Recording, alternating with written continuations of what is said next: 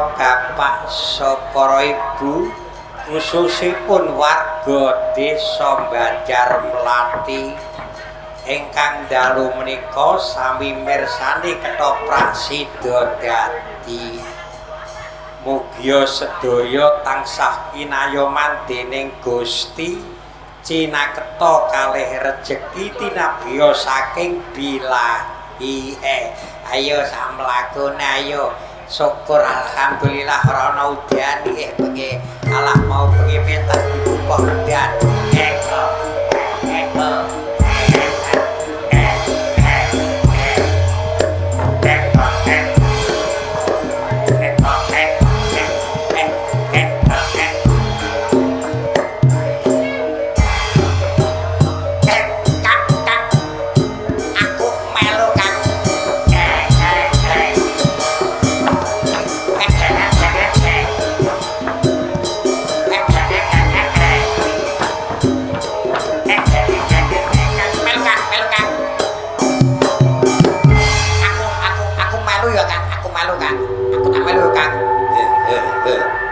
melu ya melu kowe meneng aku tak ngomong ya kan ngomong kan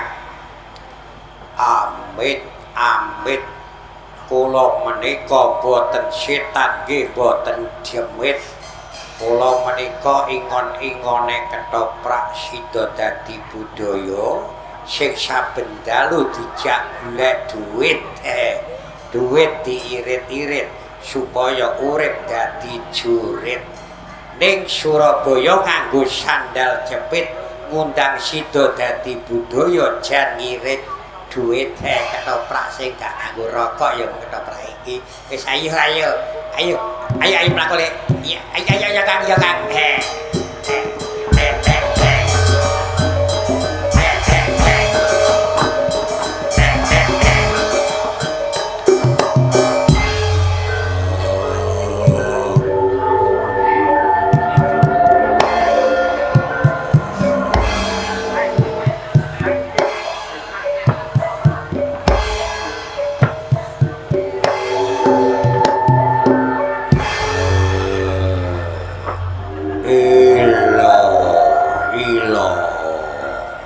ujare para kuno para winasis nate kandha budine manungsa sirna dening kodrate Kang Maha Kuwasa siji pati loro jodoh telu tumuruning wahyu lur ana tetembungan becik ketitik ala ketara wong nyilih kudu balekke utang kudu nyaur dene wong nandur bakal ngunduh lur ya kaya ngene iki unduh-unduhane pakartine wong urip ing alam donya nek tumindak murtad besok dununge nek mati kaya ngene lur rasane panas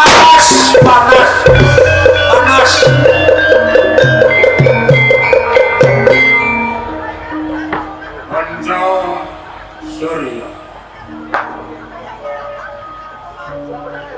tansah muhung lawan panguasane Hyang Widiwasa mempen semedi jalaran kowe duwe gayuan luhur dadakake rohananmu lan jamuran ing pamengku kanca suku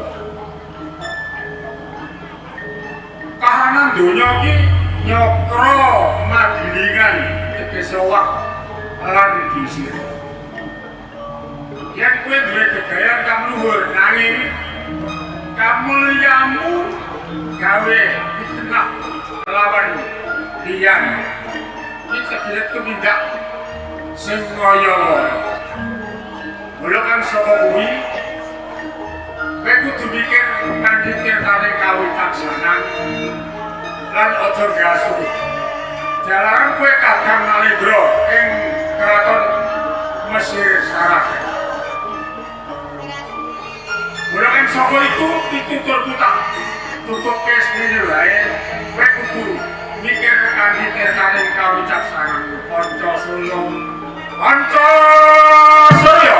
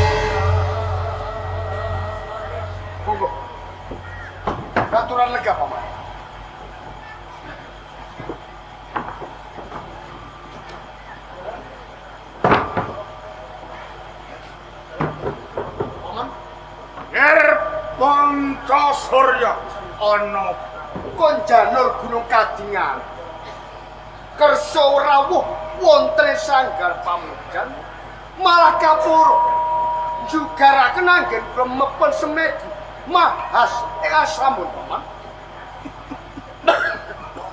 Ger kowe dadi bocah nom isine mung seneng nenuwun. Wong sing gaplok iki lho mikirke kowe iki rumangsa. Bilang sirahku kaya pecah. Paman, ya. Ngantos kula menika tansah memuhung marang Gusti Yang Wikuwasa.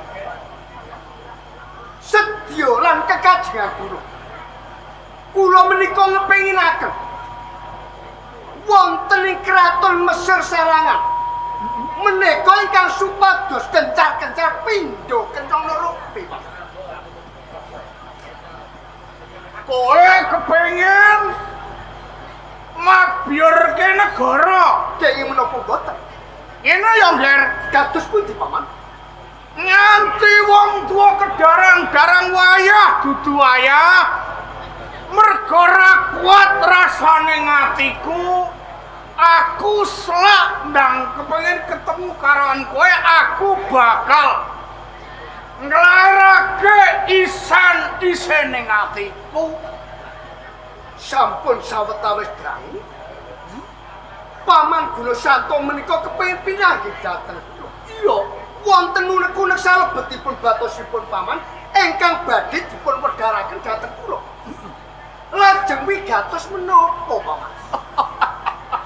Ini ya Ger, Cik.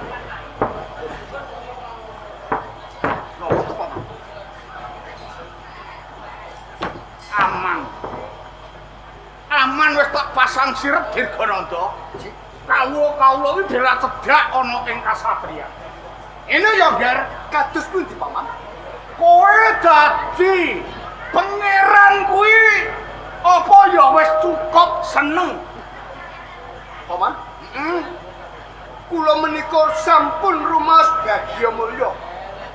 Mukti ngawibawa wonten ing Mesir sarangan.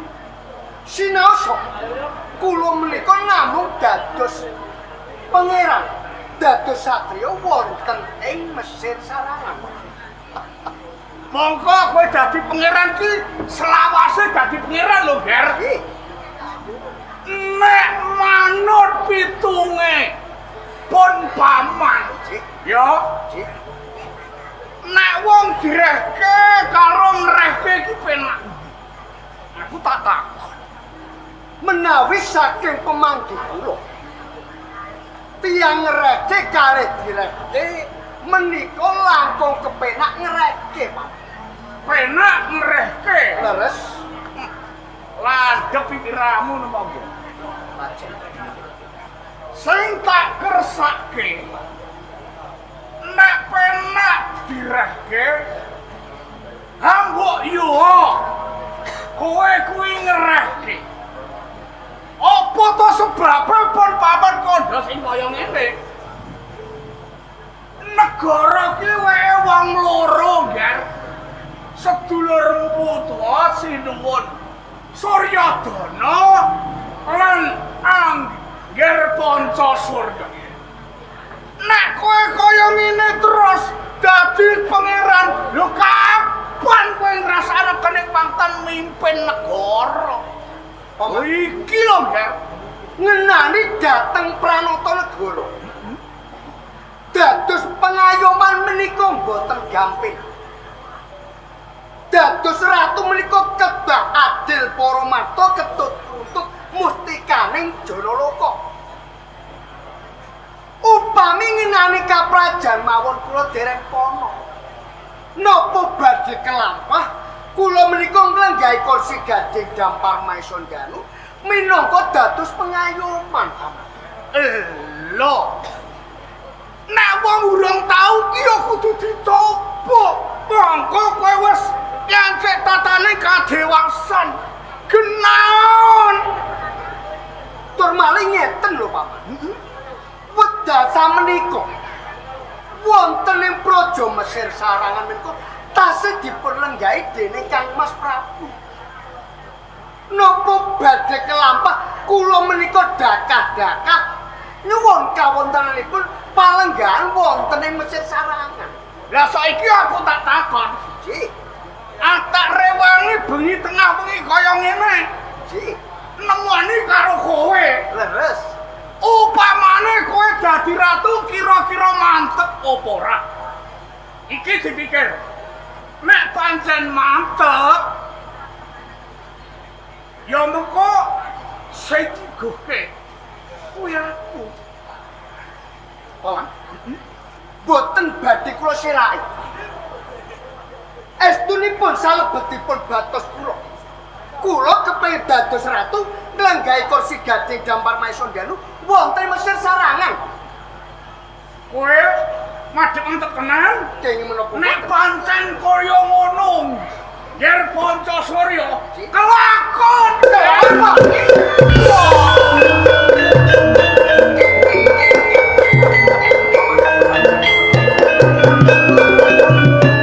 Ampun waton ngucap nanging upami ngucap kedah ngangge waton.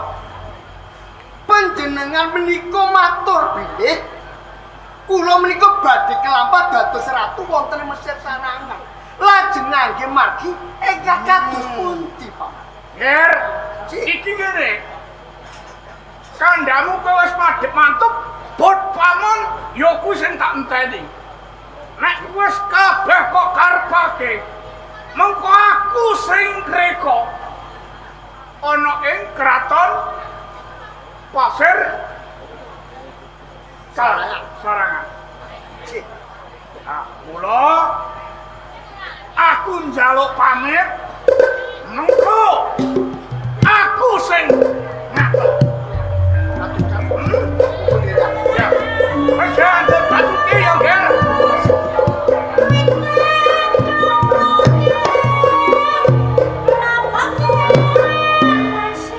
Aku kok durung tanggap.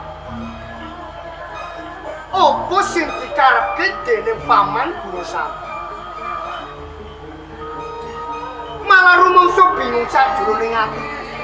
Nanging kepiye wae? Paman Gunasanto kae ngepenginake.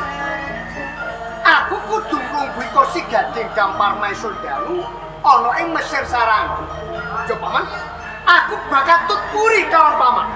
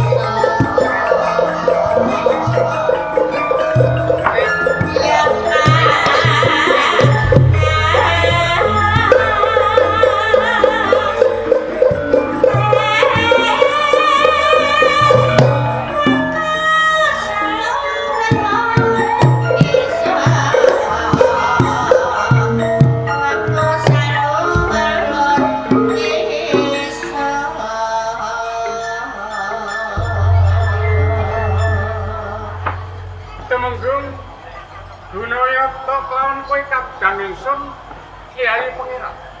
Kula paridha. Kula Kang Mas Prabu. Ing dina pisanan agung ing negara Mesir Mas ingsun nganake dina pisanan agung ning tetela ing kalenggan iki saya regeng wibawa beda padatan kawis kawuri saya akeh para nayaka praja kutuban kang padha nderekake sinawata. Duh, ingsun kersake kajiban wajib saben dina kang wis ndak paringake kelawan Kang Sira. Sinuwun Prabu kepareng matur lepat nyuwun seh pangapunten. Saya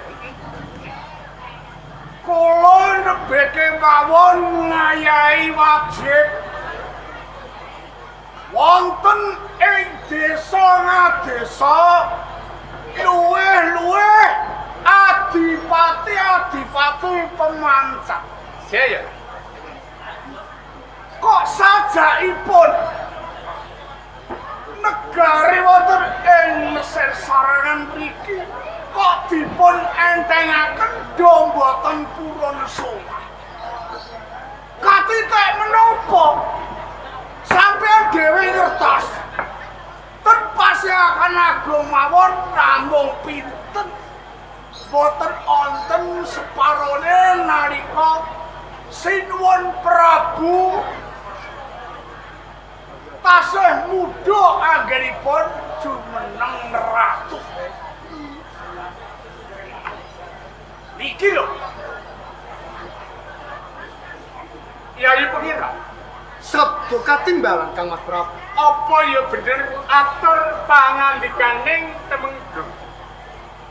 Leres Lering katitik dina pisanan agung.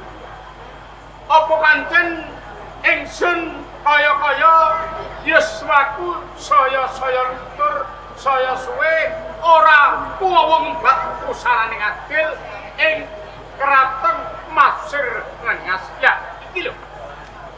Nek pancen Kang Sira ngerti apa to kang dadi mula bukane mongko jeneng negara mono sing tak karepake kudu dadi negara sing gemah ripah loh jinawe kerta tata raharja.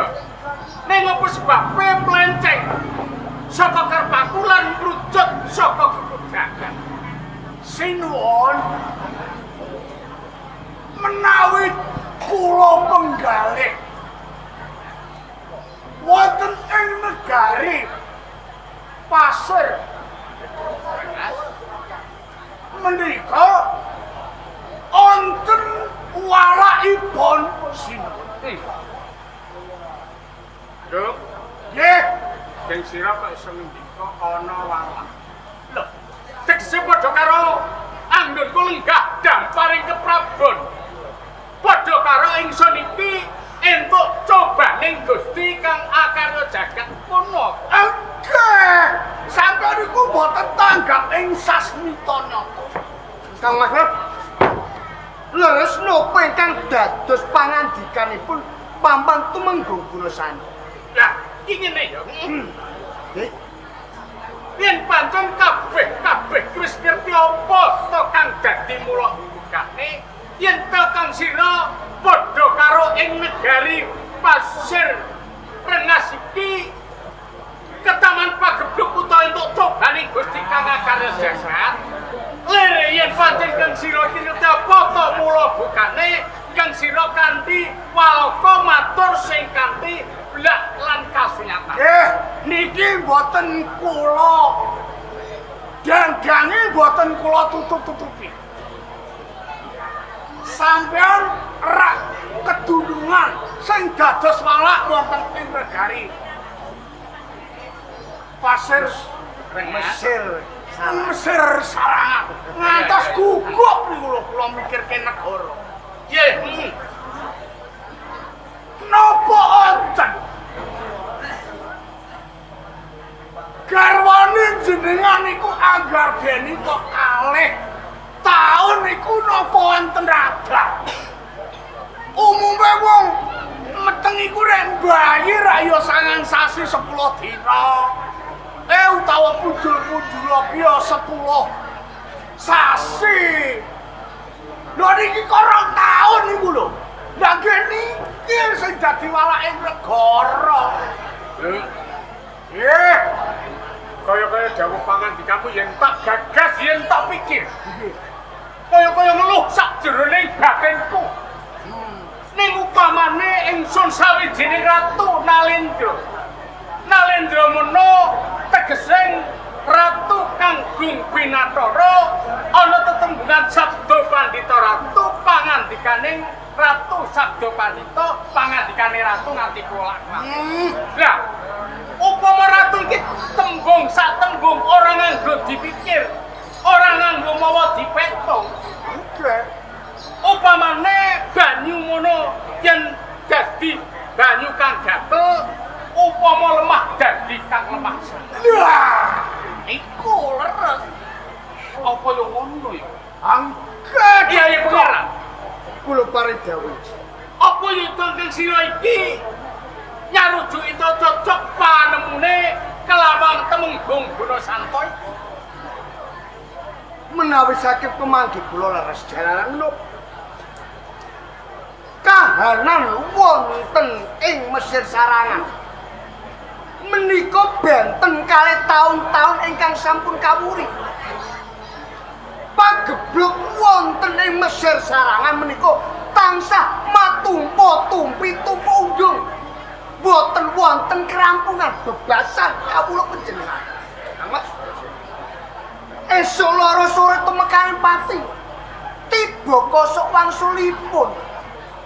Lajeng menapa tumbalipun negari ingkang supados wonten Mesir sarangan menika walaya temaing jati kadot do ing uni Kang Mas. Yai, Injih, lan kowe temenggung guna santoy. Nek to kang sira iki ngerti apa to kang dadi mula bukane enggal matur sing kanthi walaka kanggo syarat-saranane sing bisa kanggo nambal rengkane ing praja Mesir sarangan. Oh, ngaten. Nah sakniki ngeten kemawon tinimbanganipun ingkang garwa niku dados walaking negari gegateli wonten ing negari. Nek kangge kula dipun singkir kemawon, Murtosiya kudu disingkirake.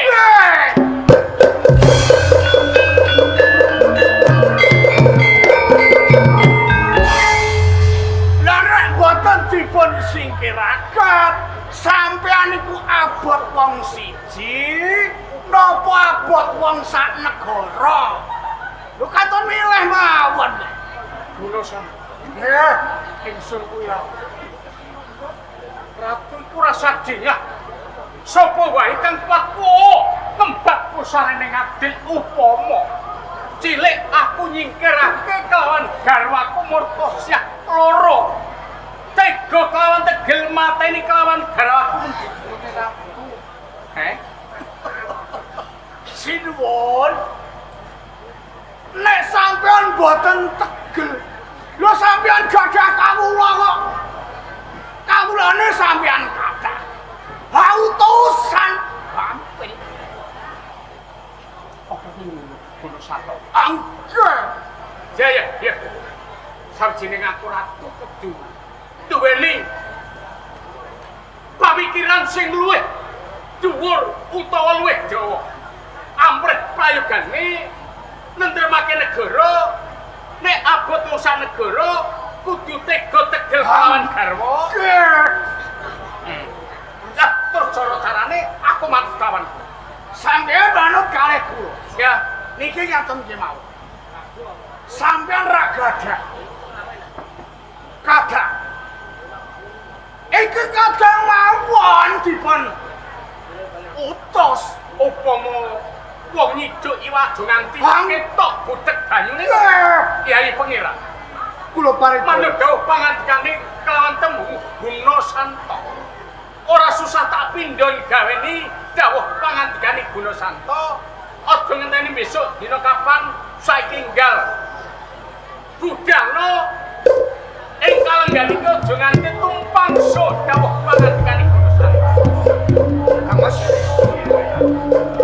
Napa boten kelanjut pangarsih? Saya utusan datang. Ingkang supados mejahi Jai pengir. Monggo Guna Santo kabeh wis nganggo wetung kelawan wetung, untung kelawan rugine. Ya wis aku pinercaya kelawan Kang Sira Yai. menawi kersanipun Kang Mas kados ngaten, kula namung ngestuaken dawuh. Nggih, Nyuwun pamesya tanggal panging tidak digawe.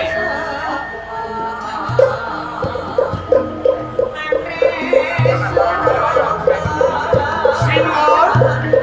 Guna Santo. Kula kok boten negakaken ingkang rai.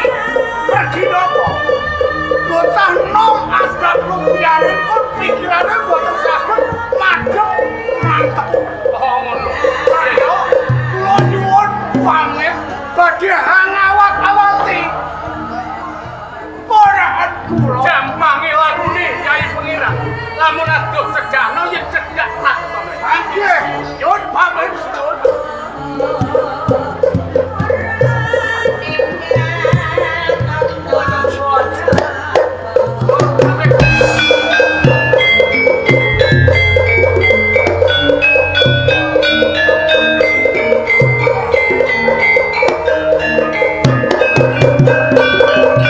Punten dalem sewu randhat kawula anggen kawula sowan. Erkian Pak. Iya. Saya dadi pengarep-arepane kabeh para nayaka praja mongko lagi wae kabeh para nayaka praja kang padha lenggah ing daparing keprabon rodok randhat visual. Makaten. Punten dalem sewu kepareng mitra. Rikala kawula lumebet wonten regol pinanggihan kalian Pangeran Pancasurya Grajat ingkang Prameswari. Napa kedadosan menika kedadosan ingkang kados pundi Kanjeng? Yai Patik, lagi wis sarembuk. Ing negara Pasir Sarangan, Iya. bebasan ke Taman Pagebluk Mayangkara karana saka garwaning sun anggone mbobot nganti 2 taun selawase. Lah iki sing dadi rembug padha karo ing negara Pasir Sarangan iki entuk walaing dewa kang akarya jagat mongko saranane kanggo nambal rengkane keprabon. Garwaning sun kudu mati saka platarane jagat raya. Waduh Kanjeng Sunan.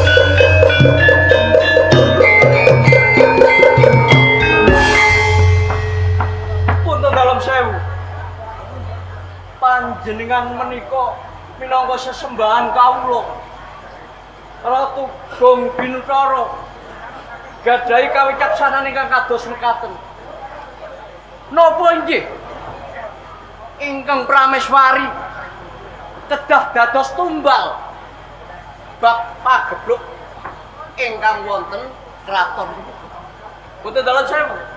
Panjenengan menika sesembahan kados pundi lo ing para kawula menawi to ngantos kapireng Bupati Pat Mancanegara bilih panjenengan gadhahi kawicaksanan merjaya ingkang Prameswari awit gadhahi dianggep gadhahi lepat garbini ngantos 2 taun menika napa sampun leres sampun pinenggalih kanthi weninging ratos Kanjeng. Patik, Nggih. aturmu sethithik ning kaya-kaya nocok sak jroning rasa batin. Iya. Yen ngono aku sing luput Patik.